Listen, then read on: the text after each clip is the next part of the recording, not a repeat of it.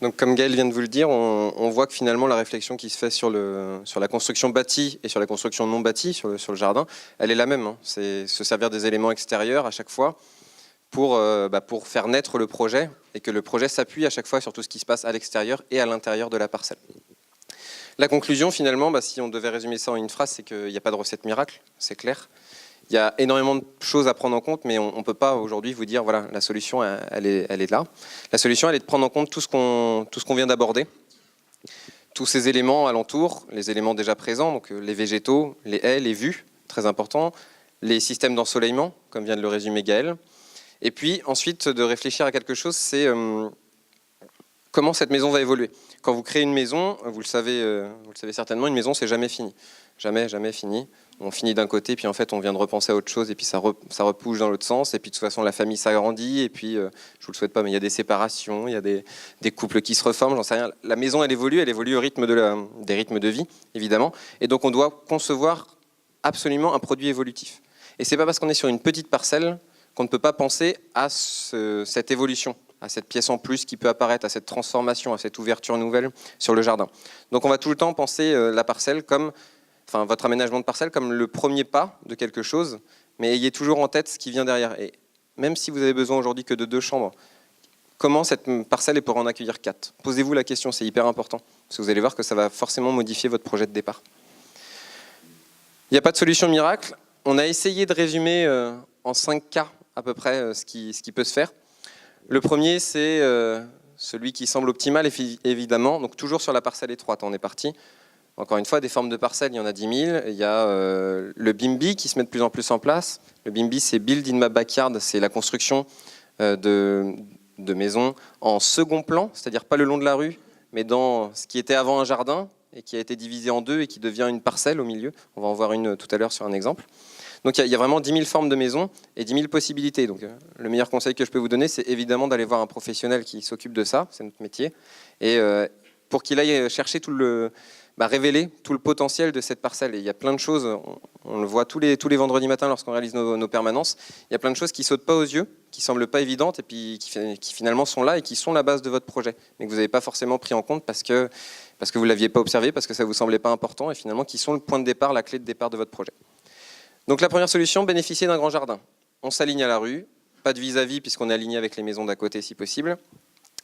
On favorise le décalage d'un petit lieu intime par le simple décalage du garage, vous voyez, hop, qui d'un coup vous dessine une petite terrasse ici, à l'abri des regards.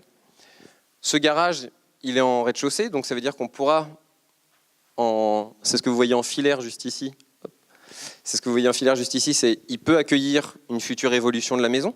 Donc on pourrait construire ici sans totalement chambouler le fonctionnement, mais ce qui veut dire qu'à l'intérieur de la maison, il faut qu'on réfléchisse aussi comment on aménage notre étage pour pouvoir donner un accès un jour à cet espace. Donc ça, c'est vraiment bénéficier du grand jardin, la solution la plus optimale. Et puis, comme je vous disais tout à l'heure, il y a le PLU parfois qui vous oblige de vous mettre un peu en retrait. Alors comment on va l'optimiser ce retrait ? C'est la solution 2, apprécier un espace privé de transition avec la rue. Il y a plein de gens encore qui ne veulent pas se mettre à l'alignement de la rue, c'est un droit bien sûr, et qui veulent cet espace de transition entre public et privé. Donc cet espace de transition, on va en profiter pour le végétaliser, comme l'a dit Gaël tout à l'heure. On va encore jouer sur un décalage du garage pour créer finalement ce petit creux qui, encore une fois, intimise un peu cet espace de devant. On va rentrer sur la parcelle de façon centrale. Et puis, finalement, en décalant l'extension, vous voyez l'extension qui est ici, hop, celle-ci, en la décalant, on va créer une espèce de petit préau, de petite terrasse couverte sur l'arrière qui peut être très agréable à habiter et à vivre au quotidien. Troisième solution, créer un patio ouvert sur le jardin. C'est plus la maison d'un seul tenant, c'est la maison en L. C'est la maison qu'on voit juste ici. Et en fait, en travaillant en L comme ça et en gardant ce fameux garage décalé, c'est ce qu'on vous disait tout à l'heure, c'est cet espace d'intimité que vous allez trouver alors que vous êtes entouré de maisons tout autour. Et cet espace, voilà, ça va être la vraie transition entre l'intérieur de votre maison, le privé, et puis l'extérieur de votre maison, le privé, mais qui est finalement un peu plus public puisqu'il constitue le grand paysage pour tous. Donc ça peut être quelque chose d'assez intelligent. Pareil, dans l'aménagement de l'intérieur de la maison, il faudra évidemment penser à comment, si un jour cette extension se fait, est-ce qu'elle se fait avec une liaison par l'intérieur du logement? Est-ce qu'elle se fait par un accès extérieur? On pourrait très bien imaginer un petit escalier ici qui permettrait en plus de donner un petit peu de cachet à cet espace parce qu'on pourra, le long de l'escalier extérieur par exemple, donc on crée un petit studio indépendant et le long de cet escalier, on peut faire grimper différents végétaux. Voilà, tous ces éléments-là, on les prend en compte. Et puis, il y a le fameux cas dont je vous parlais tout à l'heure, c'est pas de bol, c'est-à-dire que notre rue, elle est plein sud, et que du coup, le grand jardin qu'on dégage, il est au nord. Donc soit on est dans cette solution-là, on s'est collé, et finalement là, on aura deux ambiances dans notre jardin, une ambiance un peu plus froide, on appelle ça, c'est-à-dire une ambiance nord, avec l'ombre portée de votre maison, mais on pourra dégager quand même un espace ensoleillé au sud. Soit on réalise ce type d'implantation, c'est-à-dire on se recule. Alors, le désavantage, ça veut dire que tout cet espace-là que vous auriez pu utiliser comme jardin, il est finalement dédié à la traversée de votre voiture, donc vous ne pourrez pas le végétaliser de manière optimum. Maintenant, on a des nouveaux matériaux tout de même, le pavé autobloquant, l'evergreen, qui permettent un petit peu de conserver de la végétation devant. On accède à la maison toujours de manière centrale, et puis on dégage ce petit jardin. Ce n'est pas le plus optimal, mais c'est celui qui va répondre le mieux au contexte du PLU, et puis là, aux besoins en apport thermique, évidemment, de la maison. Et puis la dernière solution, c'est une solution qu'on voit de plus en plus se développer, c'est-à-dire qu'on fait du mitoyen, mais on fait du mitoyen en créant, nous, sur la parcelle, une dent creuse à l'intérieur de notre propre site. C'est cet espace-là qu'on va laisser au centre, c'est-à-dire qu'on décolle le garage de la maison.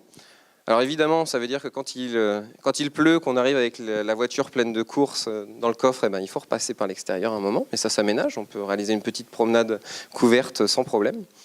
Mais le gros avantage, c'est que d'un coup, vous créez un espace de transition intime entre les deux.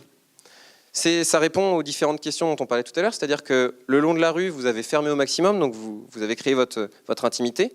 En même temps, on a ce petit passage étroit qui nous permet juste de deviner le jardin à l'arrière. On ne voit pas ce qui s'y passe, mais on devine qu'il y a de l'espace. S'il y a une belle forêt derrière, on va voir, ça va créer un paysage lors de la traversée. On a notre espace de transition devant. Et surtout, l'intérêt de cette configuration, c'est que d'un coup, on peut rentrer dans la maison de manière centrale. Quand je dis de manière centrale, ce n'est pas central devant, c'est central au cœur du projet.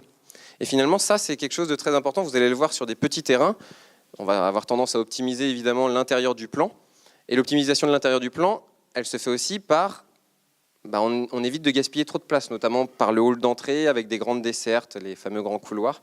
Là, en rentrant de façon optimale à l'intérieur, on gagne une pièce en fait, puisqu'on peut rentrer directement dans une pièce de séjour qui ne donne pas sur la pièce et qui ne donne pas sur la rue. Et en même temps, vous rentrez directement dans une pièce de vie connectée au jardin. Donc ça peut être une solution très intéressante. Là, il y a 5 solutions. En réalité, il y a autant de solutions que de projets. Et ça, encore une fois, le seul conseil qu'on peut vous donner, c'est de vous entourer d'un professionnel qui saura révéler le potentiel maximum de votre parcelle.